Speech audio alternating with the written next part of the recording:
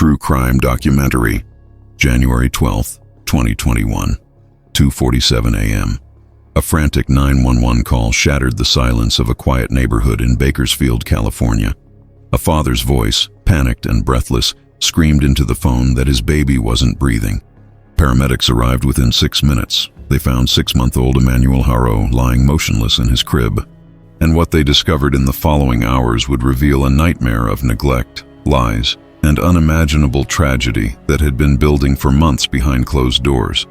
This is the story of Emanuel Haro, a case that shocked a community and exposed the devastating consequences when warning signs are ignored and vulnerable children fall through the cracks of a system meant to protect them.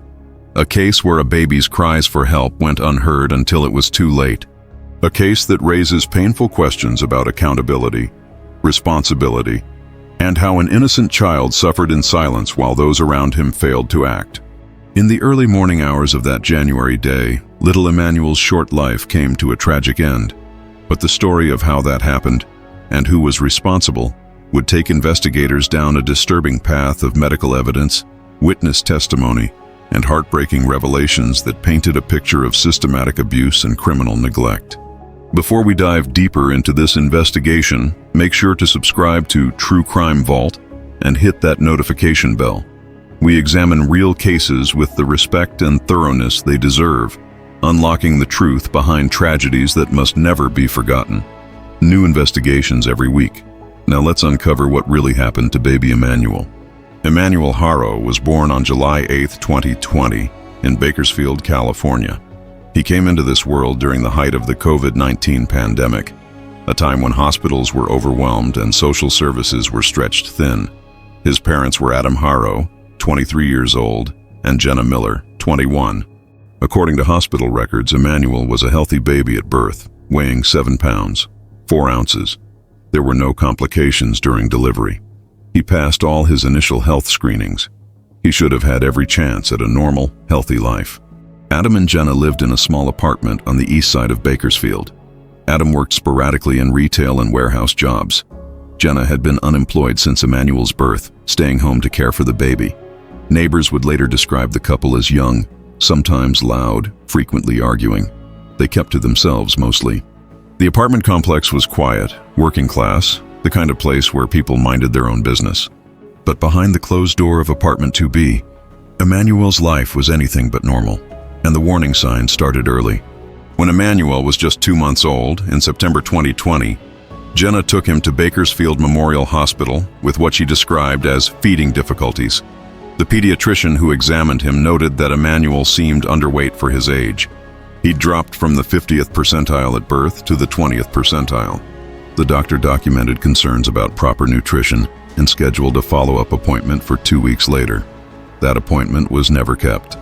In October 2020, when Emmanuel was 3 months old, neighbors in the apartment complex reported hearing a baby crying for extended periods, sometimes hours at a time. One neighbor, Maria Gonzalez, would later testify that she heard the baby crying late at night, crying that seemed distressed, not just normal fussiness. She considered calling Child Protective Services but talked herself out of it, thinking perhaps she was overreacting, that maybe the baby just had colic, that it wasn't her place to interfere. It's a decision she says haunts her to this day. In November 2020, Adam's mother, Carmen Haro, visited the apartment to see her grandson. What she saw alarmed her. Emmanuel, now 4 months old, appeared thin, lethargic, and had a persistent rash. Carmen later told investigators that she confronted her son and Jenna about the baby's condition. According to her testimony, Jenna became defensive, claiming the baby was fine, that he was just small, like she had been as an infant. Adam, according to his mother, seemed distant, unwilling to engage in the conversation. Carmen left that day with a terrible feeling, but no concrete evidence of abuse or neglect. By December 2020, Emmanuel's condition was deteriorating, though few outside the apartment knew just how bad things had become. Jenna had stopped taking the baby to scheduled pediatric appointments. She avoided family visits. When Adam's co-workers asked about the baby, he gave vague responses and changed the subject.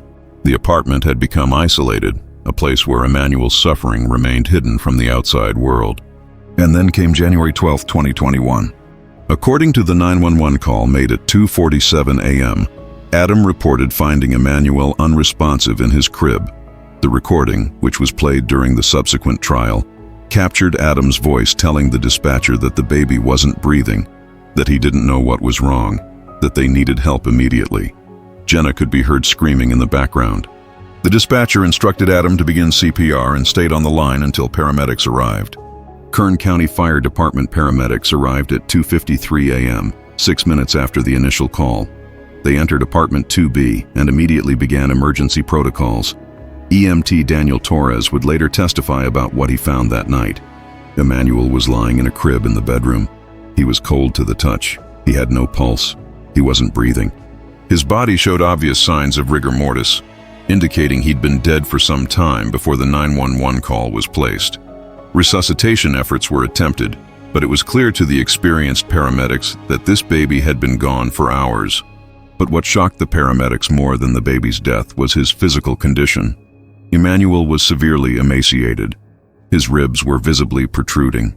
His skin was pale and drawn tight over bones that should have been covered with healthy baby fat. He had pressure sores on his back and bottom. There were old bruises in various stages of healing on his arms and legs. His diaper appeared to have not been changed in a very long time. The crib had no mattress cover, just a bare mattress stained with bodily fluids. There were no bottles in the room, no baby food, nothing to indicate this child had been properly cared for. The paramedics immediately contacted law enforcement. This was not a case of sudden infant death syndrome. This was not a tragic accident. This was something far more sinister. Bakersfield Police Department officers arrived at the scene within minutes of the paramedics' call. Detectives Sarah Fernandez and Michael Chen were called in to lead the investigation. They entered the apartment and found conditions that both veteran detectives would later describe as among the worst they'd ever encountered. The apartment was cluttered and unsanitary. Trash overflowed from bins in the kitchen. Dirty dishes were piled in the sink. The smell was overwhelming, a mixture of spoiled food, unchanged diapers, and neglect. But it was Emmanuel's room that told the real story. In addition to the bare, soiled crib, investigators found only a few baby items. There were no clean clothes readily available. The closet contained some infant clothing, but much of it appeared unused and too small for a 6-month-old baby. There were no toys, no bottles prepared for feeding. The formula container in the kitchen was nearly full, showing little recent use. Detectives questioned both Adam and Jenna separately that night. Their stories began to unravel almost immediately. Adam initially claimed that Emmanuel had been fine when he went to bed around 11 p.m. He said he woke up around 2:30 a.m. to use the bathroom and decided to check on the baby. That's when he found Emmanuel unresponsive and called 911. But when pressed about the baby's obvious signs of malnutrition and neglect, Adam became evasive. He blamed Jenna for the baby's care, saying she was the one home all day, that he worked long hours and wasn't aware of how bad things had gotten. He claimed he'd noticed the baby losing weight, but thought Jenna was handling it. Jenna's story was different. She told detectives that Emmanuel had been a difficult baby from the start. She said he didn't like to eat, that he would refuse bottles, that she tried her best but couldn't get him to gain weight. She admitted she'd stopped going to doctor appointments because she was afraid they would blame her for the baby's failure to thrive. She claimed that on the night of January 11th, she'd fed Emmanuel around 9 p.m. and put him to bed. She said she checked on him around midnight and he seemed fine. She insisted she didn't know anything was wrong until Adam woke her up screaming that the baby wasn't breathing. But the medical evidence would tell a very different story than what either parent claimed. The autopsy of Emanuel Haro was conducted on January 13th, 2021, by Dr. Robert Martinez, Chief Medical Examiner for Kern County. His findings were both conclusive and heartbreaking. Emmanuel weighed just 8 pounds at the time of his death. A healthy 6-month-old baby should weigh approximately 17 to 18 pounds. Emmanuel weighed barely more than he had at birth 6 months earlier. He'd essentially failed to gain any weight during his entire short life. The cause of death was determined to be severe malnutrition and dehydration. Emmanuel had starved to death. His body had consumed its own muscle and fat trying to survive. His organs showed signs of shutdown consistent with prolonged starvation. The medical examiner noted that this level of malnutrition didn't happen overnight or even over days. This was the result of weeks, possibly months, of inadequate nutrition and care. But the autopsy revealed more than just starvation. Emmanuel had multiple healing fractures in his ribs, consistent with being roughly handled or squeezed. He had bruises of different ages on his body, indicating repeated physical trauma. There were pressure sores, wounds that develop when someone is left lying in the same position for extended periods without being moved or properly cared for. In an infant, these injuries painted a picture of systematic abuse and profound neglect. Dr. Martinez's conclusion was unequivocal. Emmanuel's death was a homicide. This baby had been starved, abused, and neglected to death, and the timeline suggested that both parents had to have been aware of his deteriorating condition. Forensic analysis of the apartment provided additional evidence. Investigators found that the formula container, while present, showed minimal use. Based on the amount remaining and the date of purchase found on a receipt, Emmanuel would have been receiving far less formula than required for a baby his age. Cell phone records showed that neither Adam nor Jenna had searched for information about infant care, feeding schedules, or health concerns in the weeks leading up to Emmanuel's death. What they had searched for was alarming. Jenna's phone history included searches for how to quiet a crying baby, why won't baby stop crying, and how long can baby cry. Text messages between Adam and Jenna, recovered from their phones, showed a disturbing picture of their mindset. In one exchange from early January, just days before Emmanuel's death, Jenna texted Adam at work, "The baby won't stop crying. I can't take this anymore." Adam's response, "Just let him cry it out. I'll deal with it when I get home." In another exchange, Jenna complained about the baby keeping her awake. Adam responded with frustration, saying they never should have had a kid. Friends and family members were interviewed as the investigation expanded. Multiple people told detectives that they'd noticed Adam and Jenna seemed overwhelmed by parenthood. Adam's co-worker testified that Adam frequently complained about having a baby, about the responsibility, about how it interfered with his life. Jenna's former friend stated that Jenna had once confided that she didn't feel bonded to the baby, that motherhood wasn't what she expected, that she felt trapped. Carmen Haro, Adam's mother, provided investigators with crucial testimony. She described her November visit to the apartment and her concerns about Emmanuel's condition. She stated that she'd tried to visit again in December, but was told by Jenna not to come, that the baby was sick and they didn't want visitors. Carmen said she called several times in the weeks before Emmanuel's death, but was given excuses about why she couldn't see her grandson. She expressed profound guilt that she hadn't pushed harder, hadn't called Child Protective Services herself, hadn't done more to save Emmanuel. What emerged from the investigation was a tragic picture of two young parents who were unprepared, unwilling, or unable to care for their infant son.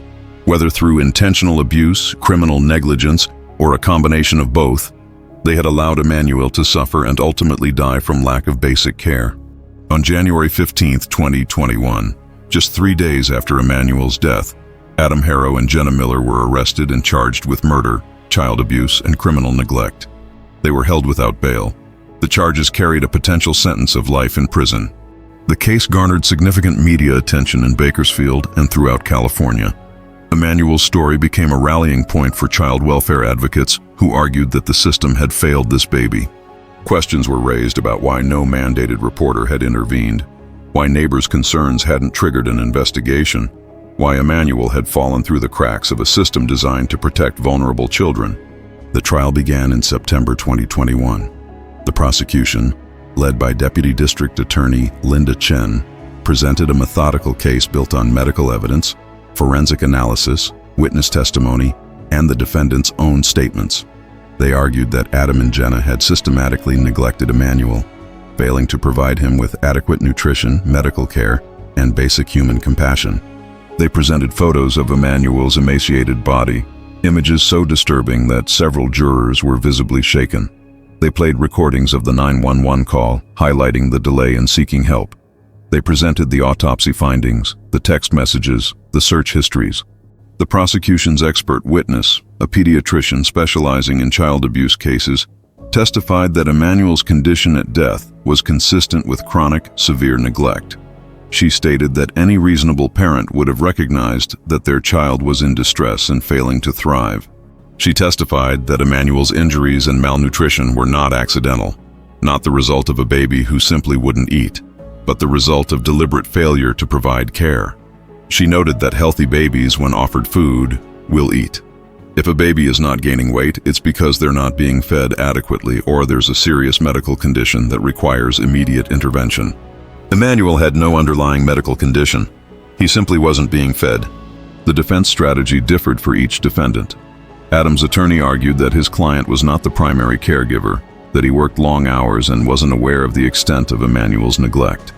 They painted Adam as a young, immature father who trusted his partner to care for the baby and didn't realize how bad things had become until it was too late. They argued for a lesser charge of criminal negligence rather than murder. Jenna's defense was more complex. Her attorney presented evidence of postpartum depression and argued that Jenna had been suffering from untreated mental health issues that impaired her ability to care for Emmanuel. They brought in a psychiatrist who testified that postpartum depression and even postpartum psychosis can cause mothers to neglect or harm their children. They argued that Jenna needed treatment, not prison, and that her actions, while tragic, were the result of illness rather than malice. But the prosecution countered effectively. They pointed out that neither Adam nor Jenna had sought help for Jenna's alleged mental health issues. They noted that postpartum depression doesn't prevent someone from calling a doctor when their baby is clearly dying. They emphasized that both defendants had numerous opportunities to seek help for Emmanuel and chose not to. They argued that whether motivated by indifference, frustration, or mental illness, the result was the same. A baby suffered and died because his parents failed to provide basic care. Witness testimony was particularly damaging. Neighbors testified about hearing Emmanuel cry for hours. Carmen Haro tearfully described seeing her grandson's deteriorating condition.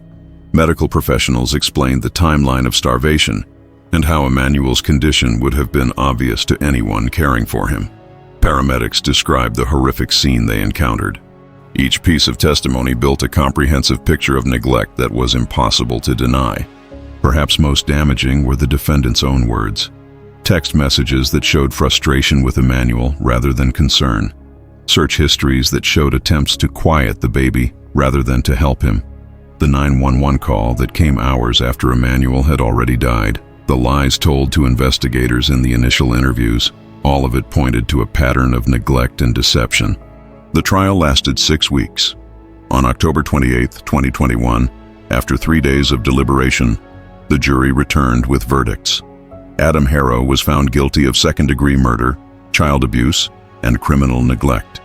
Jenna Miller was found guilty of second-degree murder, child abuse, and criminal neglect. Both defendants showed little emotion as the verdicts were read. Sentencing took place in December 2021. The judge heard victim impact statements from Carmen Haro and other family members who spoke of their grief, their guilt, and their anger that Emmanuel had suffered so terribly without anyone saving him. The judge reviewed the evidence, the defendant's lack of remorse, and the particularly vulnerable nature of the victim.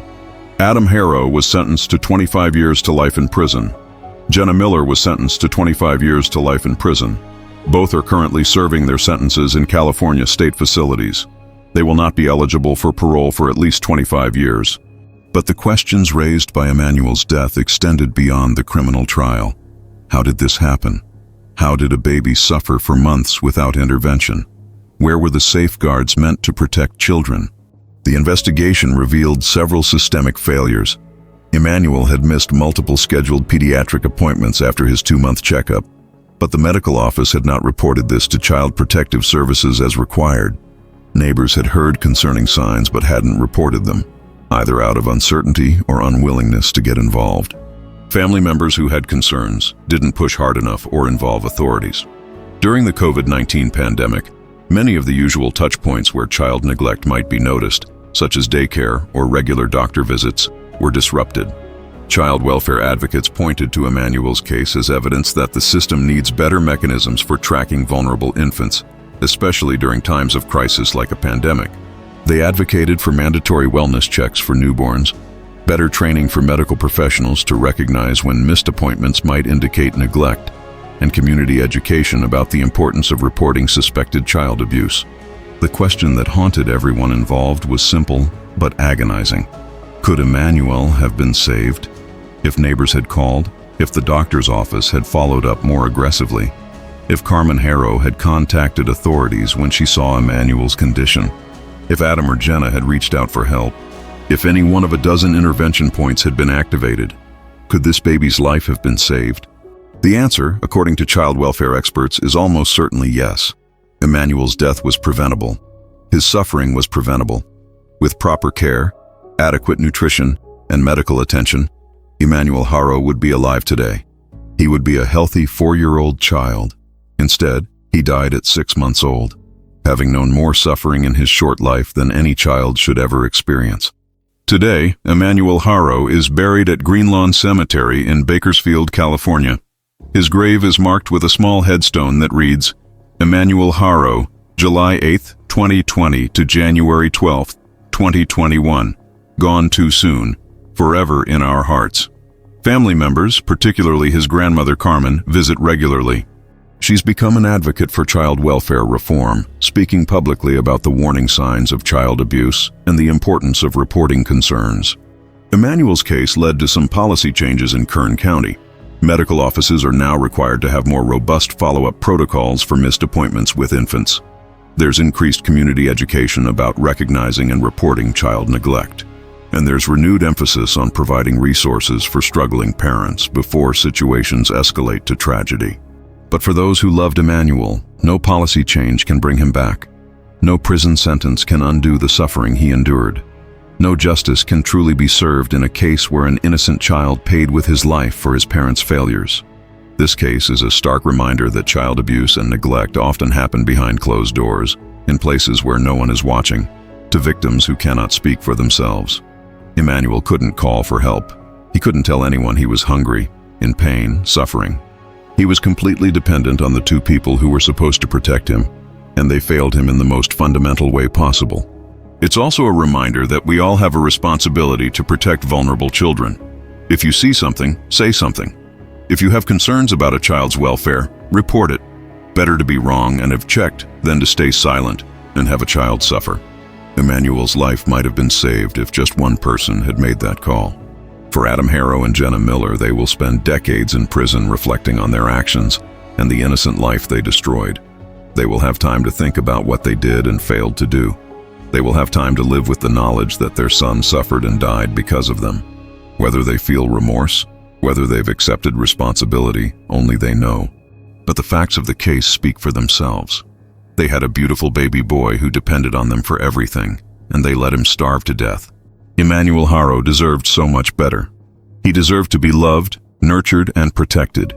He deserved to grow up, to laugh, to play, to have a childhood full of joy rather than pain. Instead, his life was cut devastatingly short in the most cruel and preventable way. If this case affected you, if Emmanuel's story moved you to want to make a difference, please consider supporting child welfare organizations in your area. Volunteer, donate, advocate for policies that protect vulnerable children, and most importantly, never hesitate to report suspected child abuse or neglect. You could save a life. Please subscribe to True Crime Vault and turn on notifications so you never miss an investigation. Hit that like button and share your thoughts in the comments below. These cases aren't easy to cover, but they're important. Children like Emmanuel deserve to have their stories told, to be remembered not just as victims, but as real children who deserved better. Thank you for watching, and thank you for caring about the most vulnerable among us. Rest in peace, little Emmanuel. You mattered, your life had value, and you will not be forgotten.